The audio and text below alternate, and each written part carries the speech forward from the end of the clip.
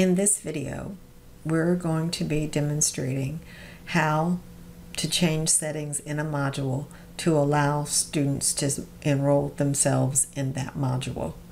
I've already logged on to our IMS 261 demo site, and I have logged in as an instructor, and I'm going to choose Module 2 to change the settings. So once you're in the module, we need to choose Users. We need to choose Enrollment Methods. And you'll notice that self-enrollment is available. It's grayed out. So that means that the option has been selected and it comes as a default when you get your site, but it's not active. And you can tell that because of this line that is drawn through what is supposed to be an eyeball over here. And so right now it's disabled. So what you need to do is just click on that eyeball to get rid of that line, and this becomes a darker color, which tells you that it really is enabled. For step 1, that's all you really need to do. Your students will now be able to self-enroll in that module whenever they want to. But what I wanted to go ahead and show you were some ways that you can control, if you want to, when your students do enroll. So if we go back over and click on this self-enrollment option, then a number of fields become available to begin to control when your students can self-enroll. It's really important that you enable existing enrollments and that you allow new enrollments. Those are defaults. I was already working in here this morning, and so I added an enrollment key. And this enrollment key is like a password. And so even though you change the first option to allow student enrollment, unless the student knows this particular password, they still won't be able to enroll in the course. And the other thing that I have done is said yes, that I want to use a group enrollment key. So if you're setting up groups and you add a password in the group settings, then by choosing yes here, that changes the password that you need to give to the student.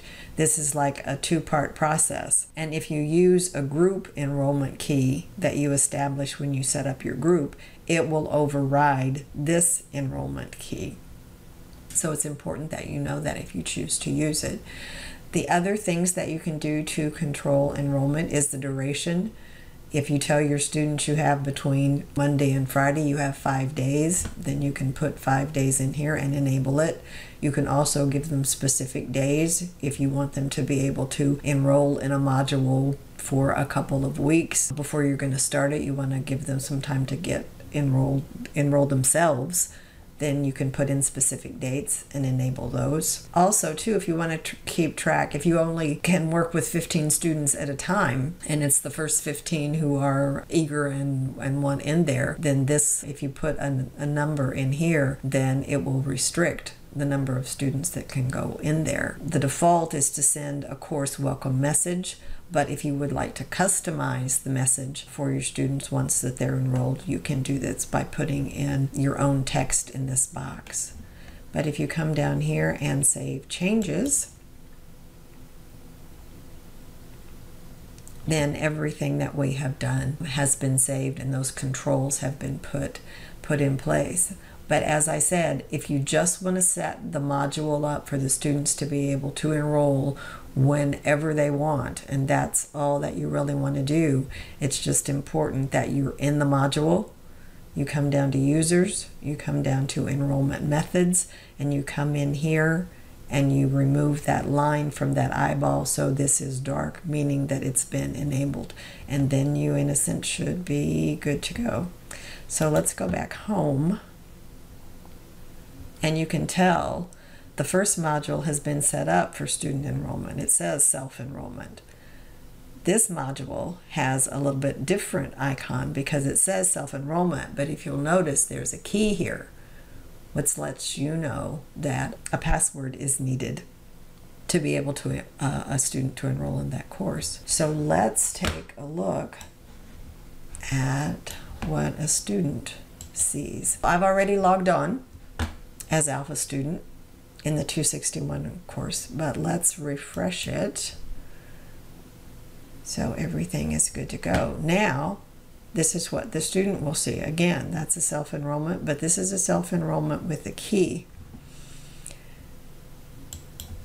And sorry, because I know it, I set up an enrollment key for a particular group.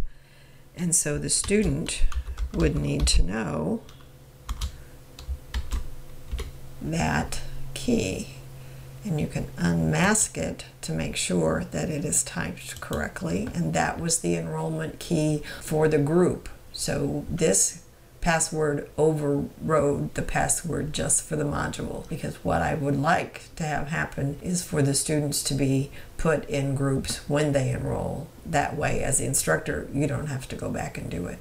And then if I asked it to enroll me, it should come back, and now I can see all the units in module 2, and I have access to all that information.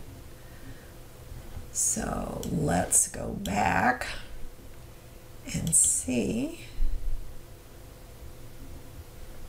if we go to users and groups and we click on Mr. Smith's group. There is Alpha Student. Alpha Student has been successfully enrolled in the module and also in Mr. Smith's class. I hope that you found this video helpful. Thank you for watching.